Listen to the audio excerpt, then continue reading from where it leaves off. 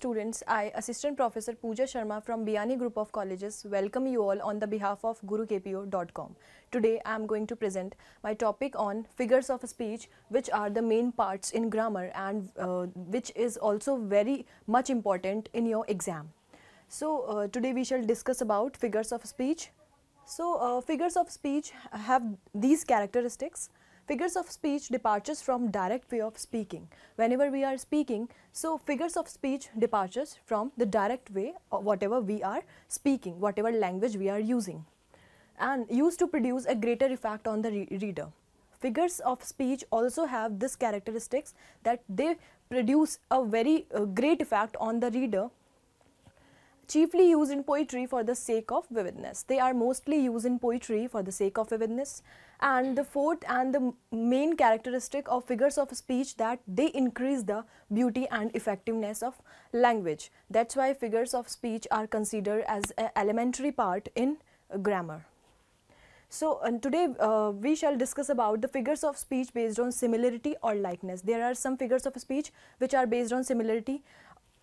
So the first is simile, second is personification, the third is metaphor, and fourth is conceit. Today we shall discuss about them and study in detail. Now the first figure of speech is simile. So a figure of speech in which a comparison is made between two objects of different kinds which have at least one point of resemblance. What happens in simile?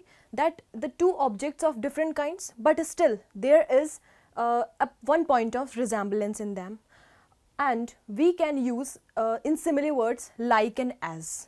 These are the main things which by which we can know that there is the use of simile. Where there is a comparison between two things, we can use those words like and as. For example, he rode like a lion. So here he is a human being and lion is an animal. They both have been compared with each other.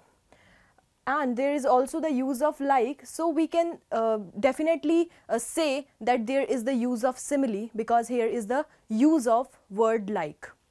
I wandered lonely as a cloud. Here is also the use of as. So we can say that here is the use of simile, because here I has been compared as the cloud. She looks as cheerful as rose. Here she, the girl, is looking as cheerful as the rose. The rose is a beautiful flower, so that girl was also looking very happy like a rose does.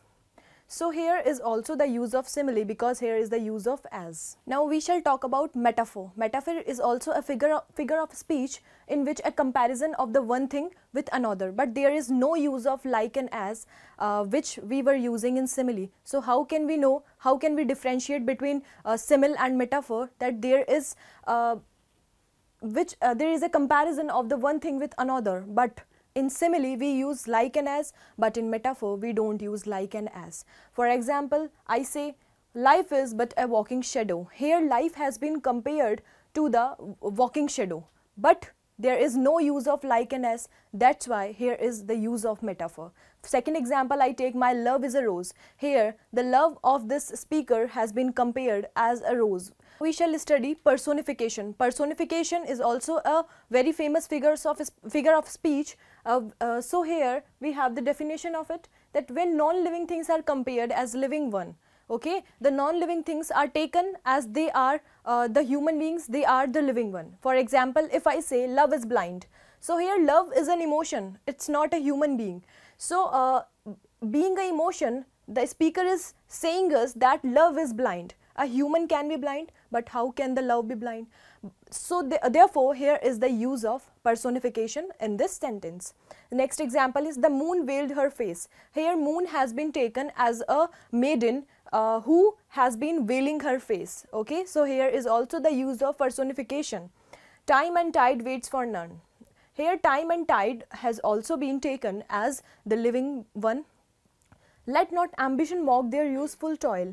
This line is one of the famous lines of Thomas Gray, which has been taken from elegy written in a country churchyard. Here the poet Thomas Gray has talked about that ambition. He has compared ambition as a human being. So here he is saying, let not ambition mock their useful toil. Here ambition has been taken as a human being, that's why there is also the use of personification. Here we have the next figure of speech, that is conceit. Conceit is mostly used by John Donne as a metaphysical poet in his poetries.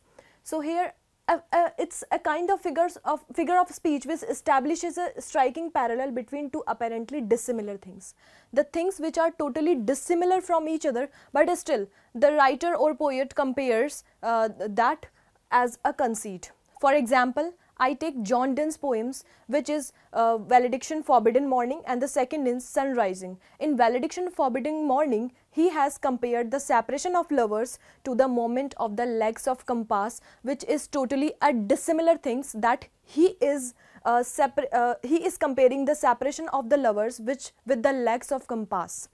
And then in Sun Rising, the line is taken from Sun Rising, and both the Indias of spice and mine. In this line, John Donne compares his beloved with the spice and mine, which has been taken from India. So these all are the figures of speech which are based on similarity and likeness. We have discussed about the simile, metaphor, personification and conceit. If you like my study material, so please like, comment, share and subscribe our Guru KPO channel, and please visit our website gurukpo.com. Thank you.